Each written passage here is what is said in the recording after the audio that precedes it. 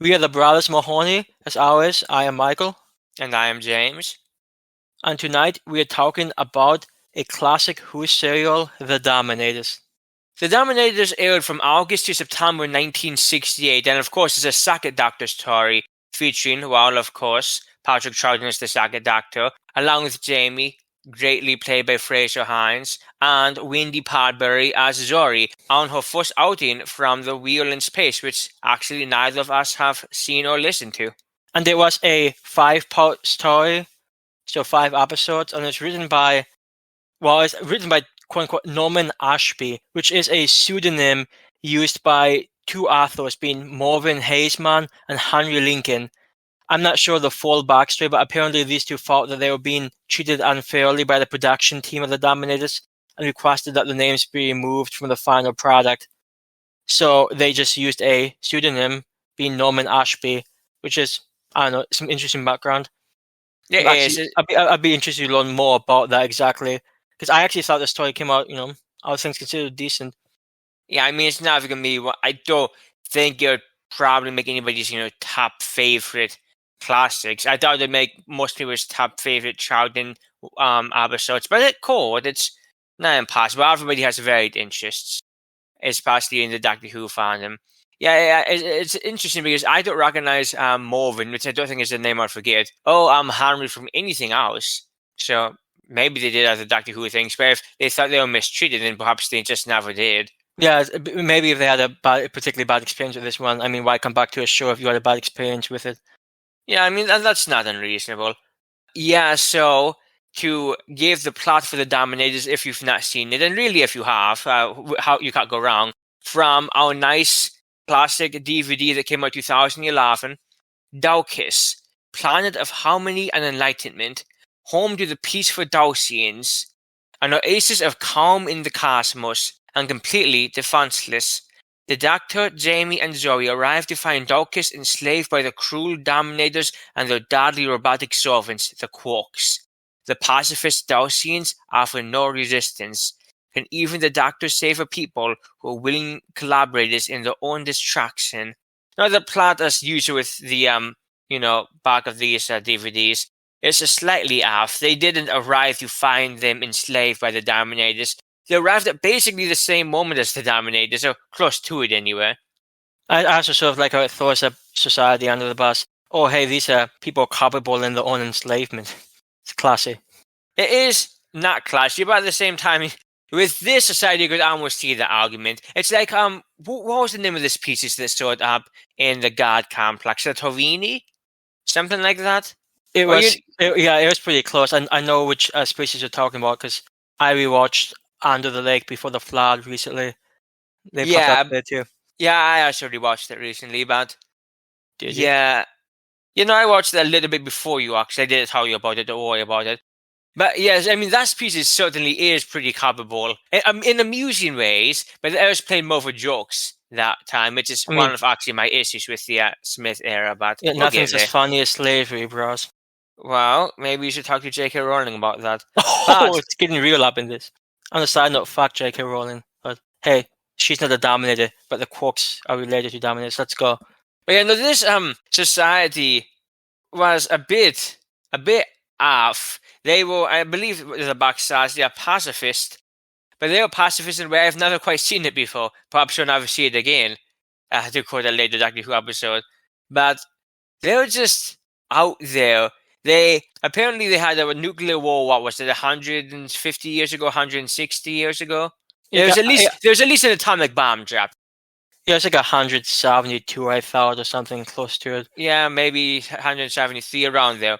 But so they had a bomb drop, and then they did the rational thing, complete disarmament, and then complete disarming of every other weapon they had possessed enough. And they became a society, seemingly a planet-wide society of complete peace, which is nice that they were able to manage it, but of course that doesn't quite work in the context of other civilizations existing.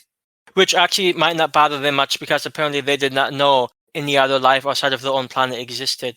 It's always interesting to see where civilizations are in their own development, because Yeah, their civilization seemed pretty advanced. They had not hover cars, but hover transports that could get you to and from. Of course, they had, atomic bombs. I guess technically speaking, we have atomic bombs, and we don't know if we're alone in the universe. But it's just interesting that they had all of that, and yet they thought they just thought they were the only ones. And yet the Dominators, who we get the glory of meeting in the Ava Mansion, the Dominators, are apparently masters of the Tan galaxies, which I'm not sure if it includes the galaxy this planet happened to be in, but it's not like this planet knew they were in a galaxy that with other planets. So I guess that's rather neither here nor there.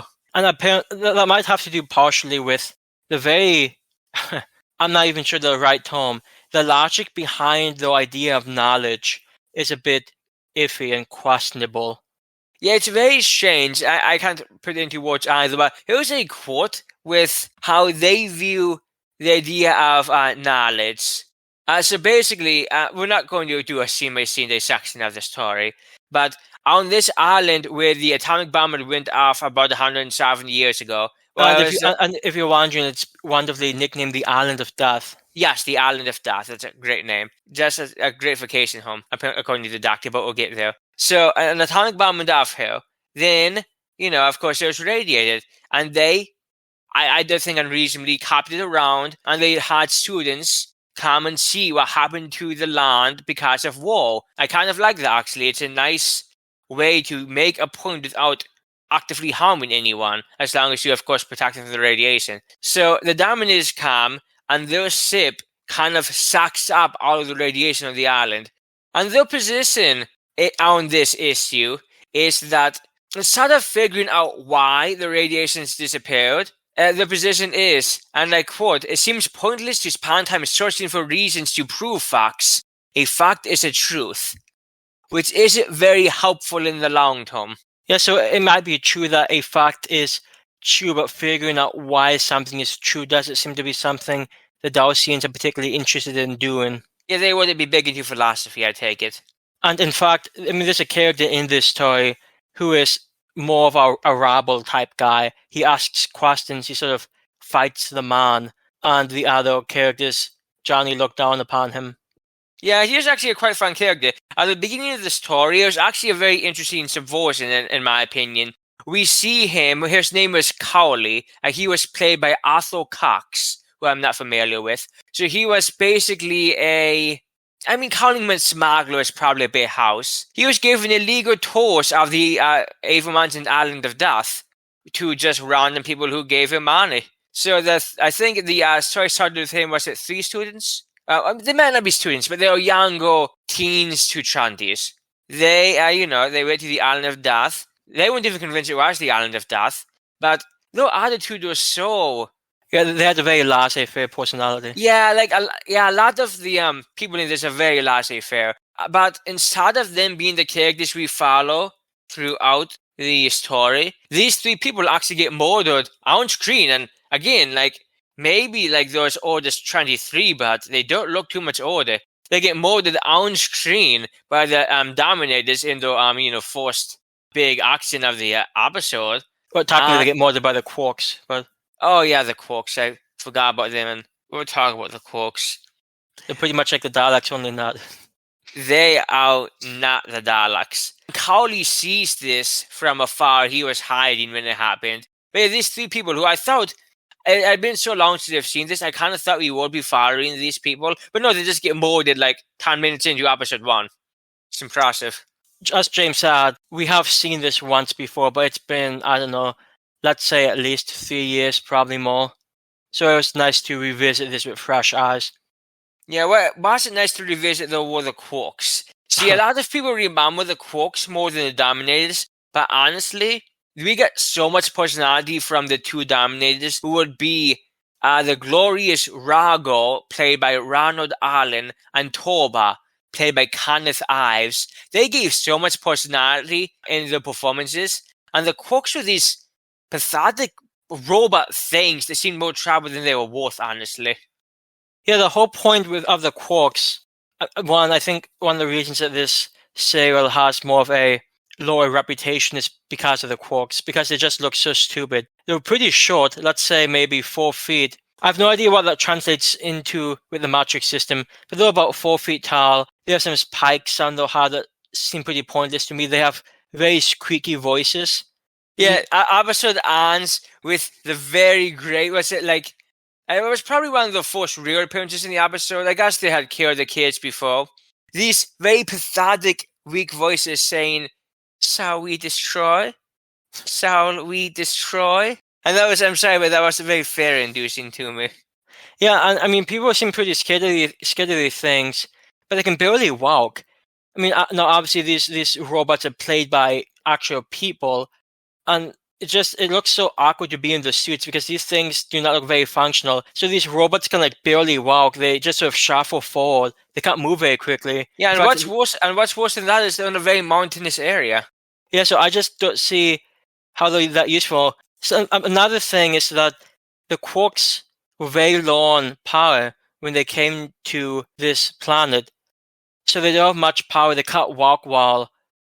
Now, admittedly, they have pretty powerful weaponry when they are told to use it. But for the most part, quarks seem pretty ridiculous. And we see later on in the serial that honestly, they're not that difficult to destroy if you have like a friend or two. Yeah, Jamie goes on an amazing rampage in this episode. He was very impressive. But neither Michael nor I have actually listened to the Highlanders, but we know enough about, he was basically a rebel, maybe not soldier, but certainly a fighter. He wasn't just a passive civilian in any case. Yeah, what's important to know about Jamie and what some people who may not have seen much in the way of classic Who or Patrick Troughton stories, Jamie comes from a background of being a resistance fighter.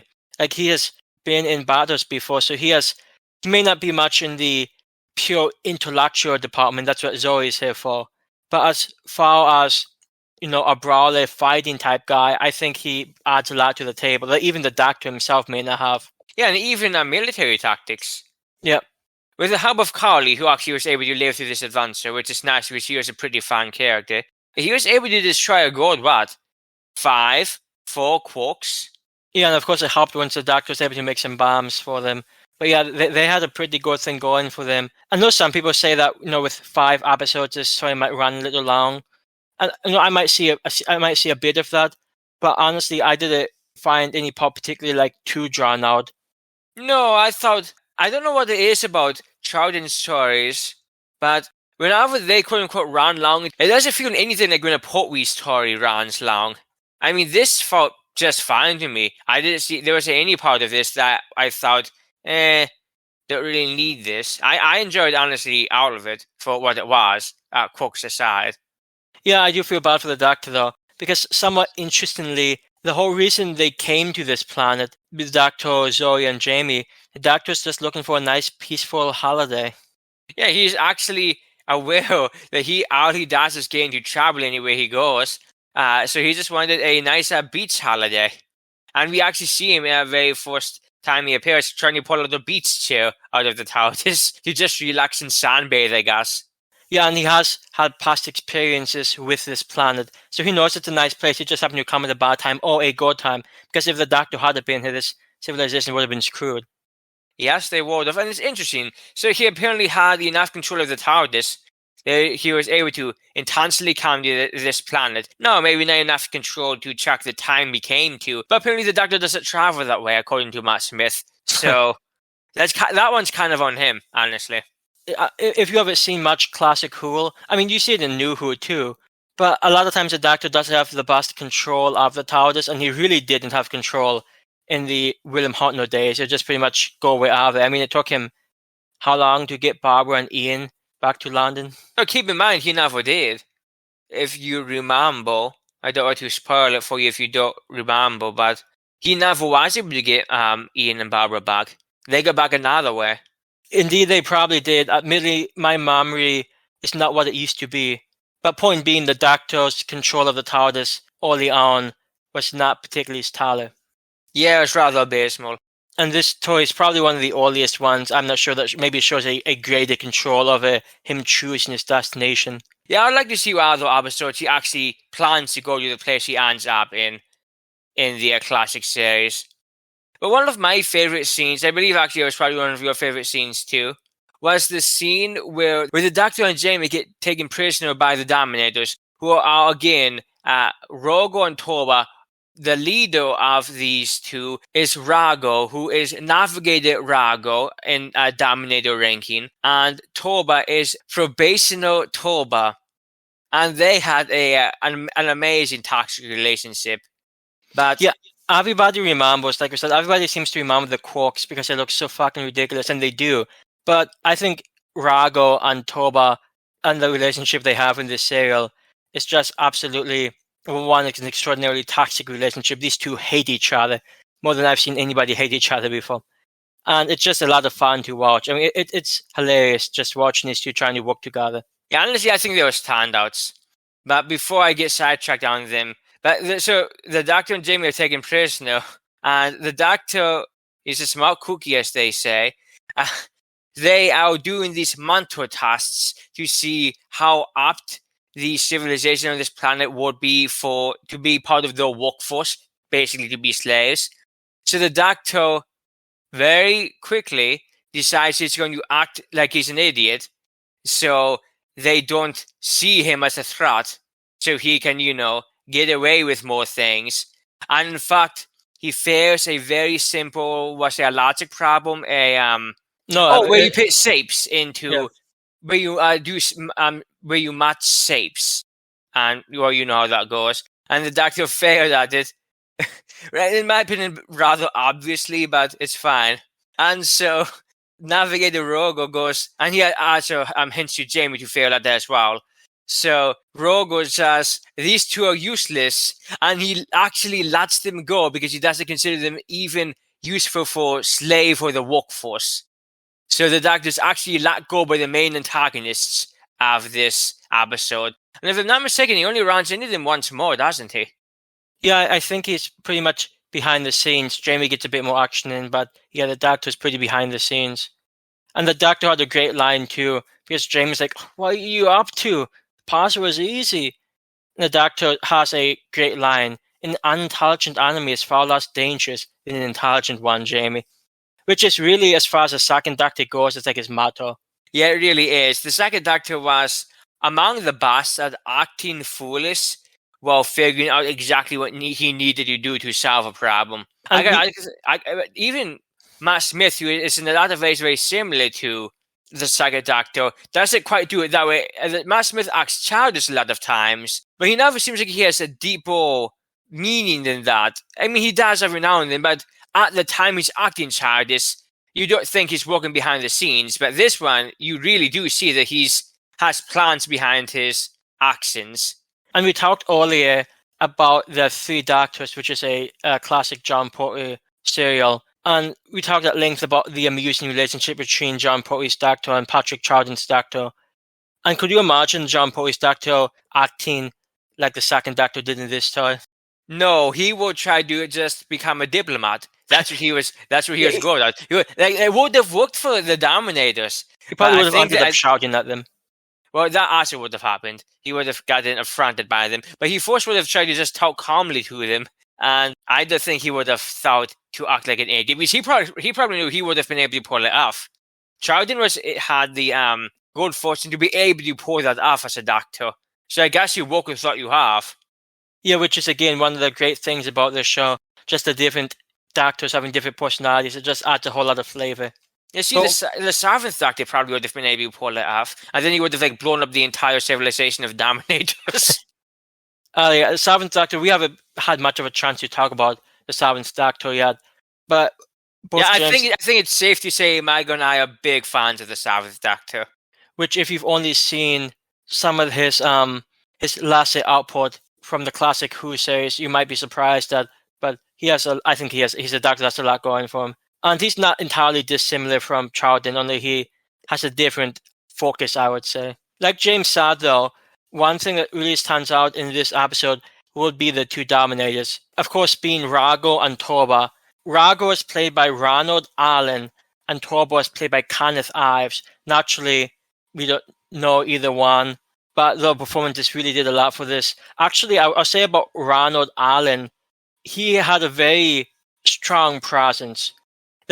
Some of the amusing thing about these two is that Torba's character was overly violent. He always wanted to destroy. He wanted the Quarks to destroy things. He was very rash, whereas Rago was much more of a clinical patient type guy. Like, hey, these people aren't going to cause any harm to us. They can't do anything. Just leave them alone. More of a rational POV. Yeah, he's the one who decided to let the Doctor go. He thought the Doctor was smarter than he let on. By the end of the day, he did let the Doctor go because they're just stupid and they don't know anything and they can't pose any threat. Ergo, he just lets them go. Yeah, and so Ronald Allen's Rago is just great.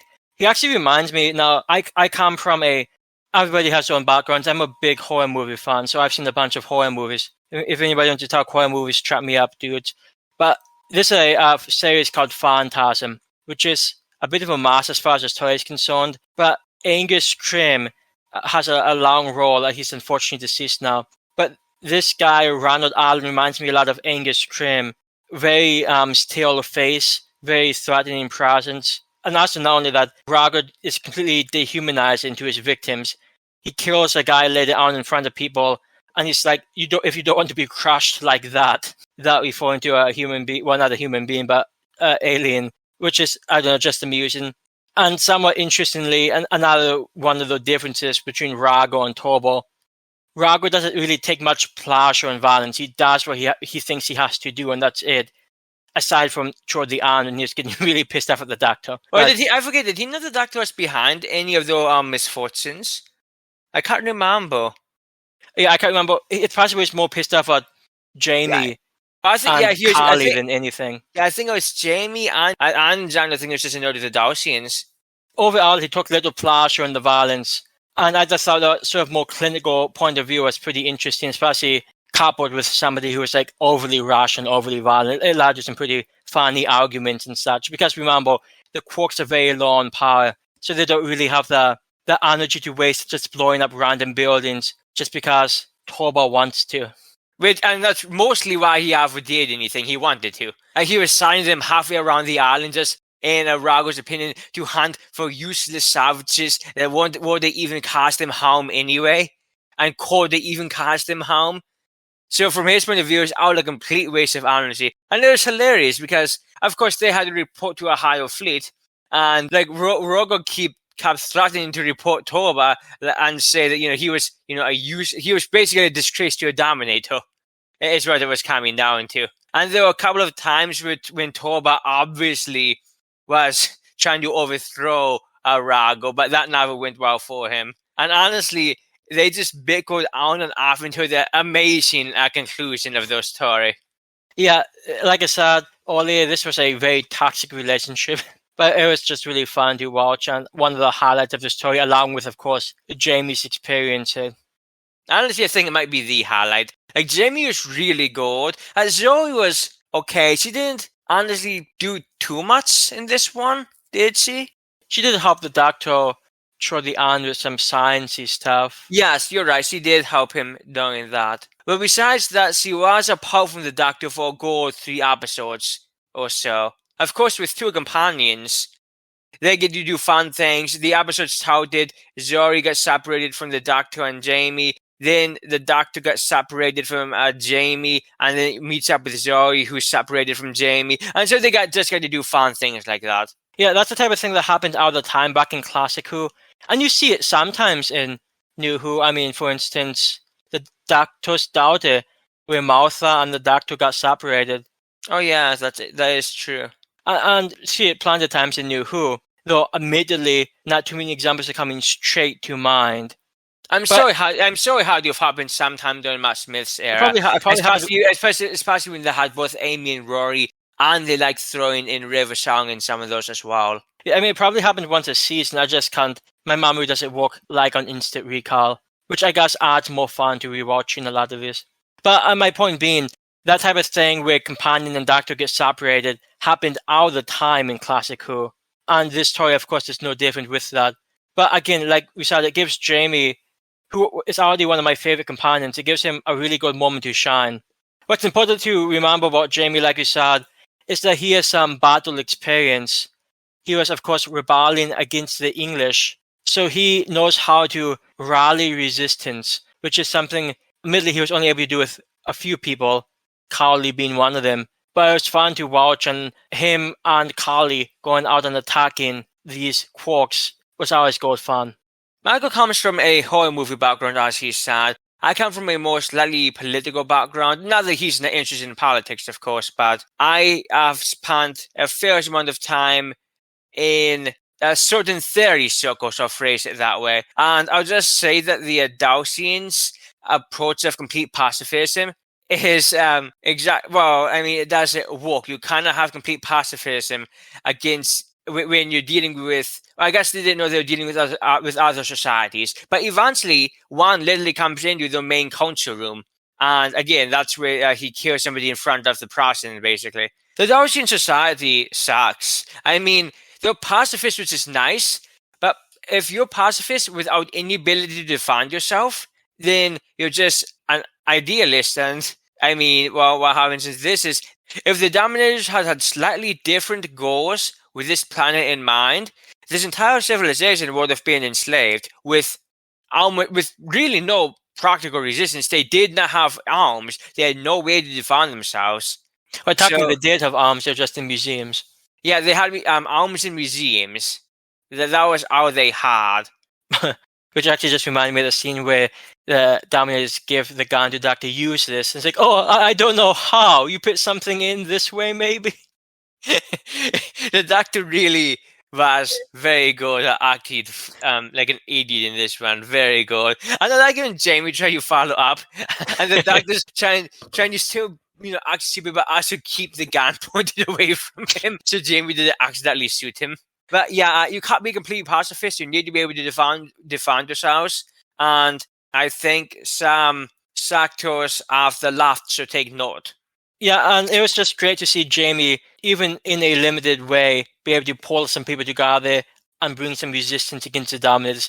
Now, naturally, it was the Doctor who did the brunt of the actual finishing the Dominators off, but Jamie's band of resistance was nice to see, and again, goes to the experience he has. Yeah, what I really like about the Doctor's final way to finish off the Dominators was there's all behind the scenes. Like, there's all most literally underground.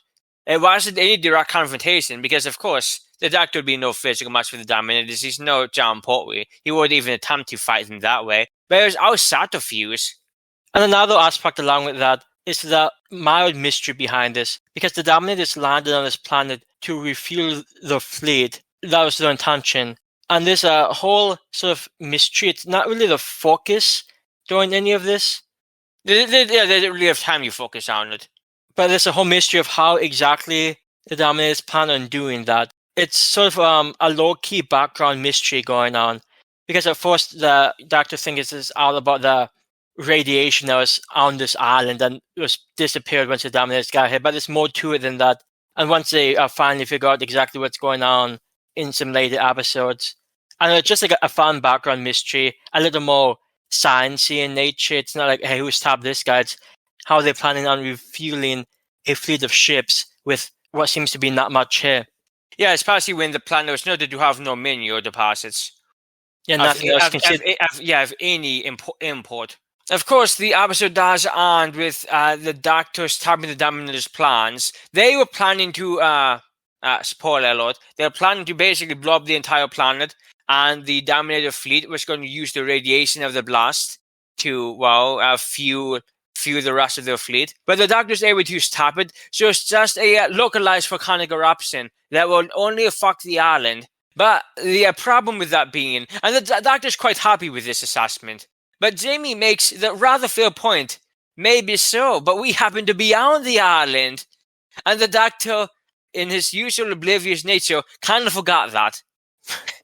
So he just screams, "Oh my word," and jumps into the TARDIS quickly. And there's lava flooring not 50 feet away from the TARDIS before they're able to leave the planet. And of course, that quick dematerialization leads to one of the, I'm not going to say best, I'm not going to say most underrated, but perhaps one of the most interesting of the second Doctor's toys being, of course, the Mind Rabbit, which I very much look forward to talking about once we get there. Yeah, the Mind Rub was just our types of fun. But yeah, as for the Dominators, I mean, again, I don't think it's going to make anybody's. I would be surprised if it made anybody's top Troughton lists. It's not impossible, but it could.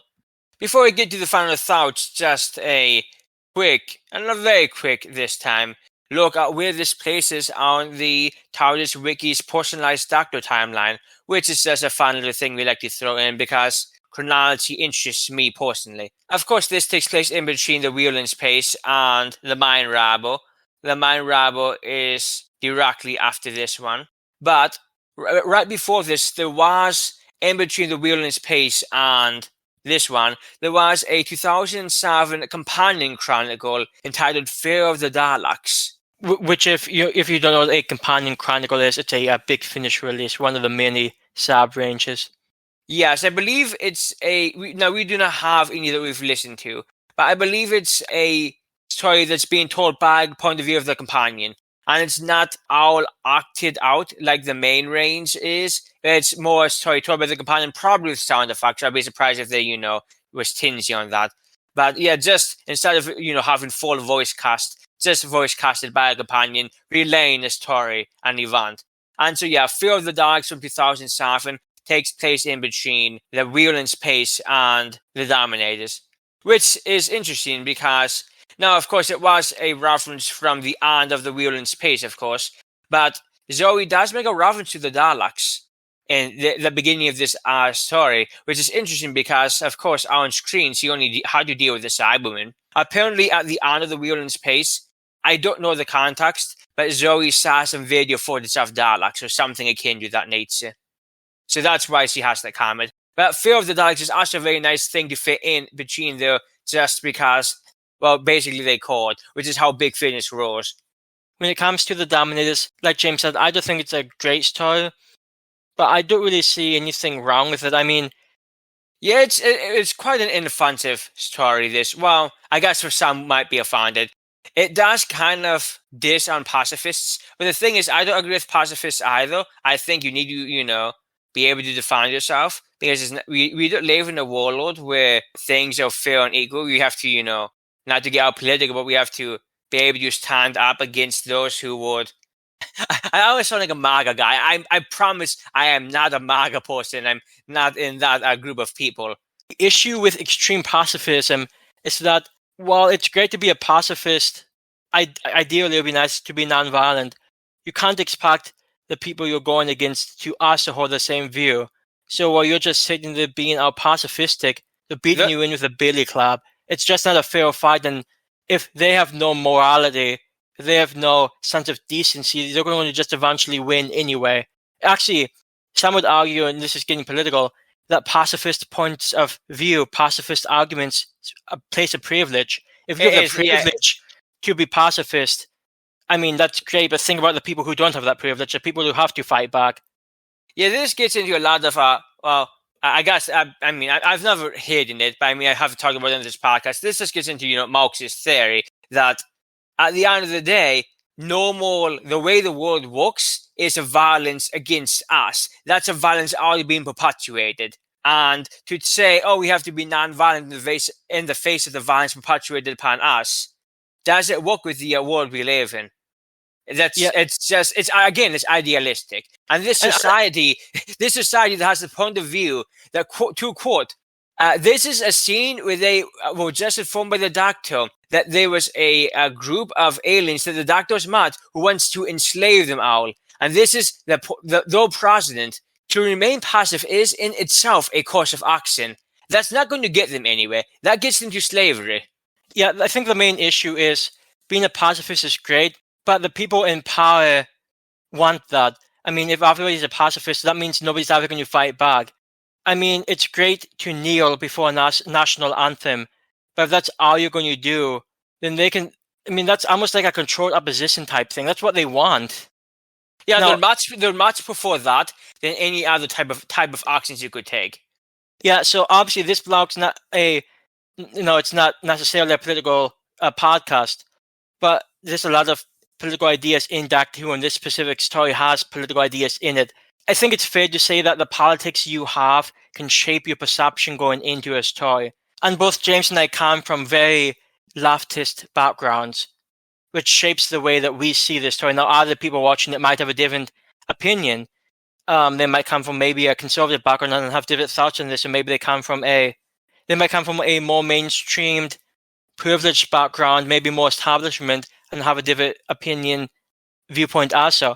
So your politics and how you see the world going into a Doctor Who story, especially a more political Doctor Who story like this, can definitely shape your views, which is going to come up in later stories. Let's say in some, for instance, New Who, with some Oxygen and Koblam, which, feel quite a bit different. Yeah, and then there's going to be even a lot of classic stories, such as the Sandmakers, always comes to mind for a great and pretty ironic reason, actually. But And actually, isn't this somewhat similar? Because Brothers is sort of written as a dig at pacifists. Well, yes, it's written as a dig at pacifists, but the way that from I don't want to say the writers were pro-war, because nobody who doesn't make billions out of the war is pro-war, but I have a feeling they were against the anti-Vietnam protests, which of course would have been very big in the late 1960s. They would have been started to get steam around that time, and of course they grew in the early 70s. But I have a feeling they were against these protests. At least that's what I believe I read. And if I'm wrong, then I guess I'm wrong, and you get to correct me on that. Name is James. But you can easily read it as a Marxist critiquing the way that pacifism doesn't actually work, and you need to keep your arms to be able to defend yourself, which is the angle that I'm going at this from. So besides from, depending on your point of view, the potentially unfair look at pacifism in this story, and to get out of our politics, I thought this story was in general fun, and out of, there are some classic Who stories that I wouldn't want to take the time to rewatch, but I wouldn't mind sitting down for about, 2 hours? I wouldn't mind sitting around for 2 hours and just watching this again. There's a perfectly fine story. Patrick Troughton, it's just really a joy to watch. He brings a lot of fun and enthusiasm into the role.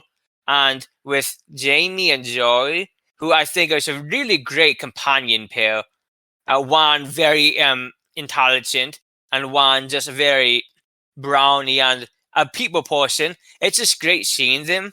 And I thought this story was overall, it's not the best that Troughton has to offer, but not bad in the slightest, and certainly is a lot of fun.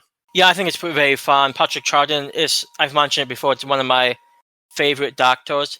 His relationship with Jamie is always fun to watch. That's a good thing, because Jamie, of course, is in most Patrick Troughton stories. So the relationship is just fantastic. There's always a fun companion. The story is pretty fun. The quirks look absolutely ridiculous. Those have to be among some of the worst designed robots I've seen in my life. And aside from the fact that the quirks... Well, suck is one word. Yeah, they are just absolutely atrocious. Aside from that, though, I think it's a pretty fun story. 5 episodes. It seems to go pretty quickly to me. It really does. It didn't feel like it was a slog to watch. And if you watch Slog, you have John Porter coming up. But actually, though, speaking of what is coming up, what do we have?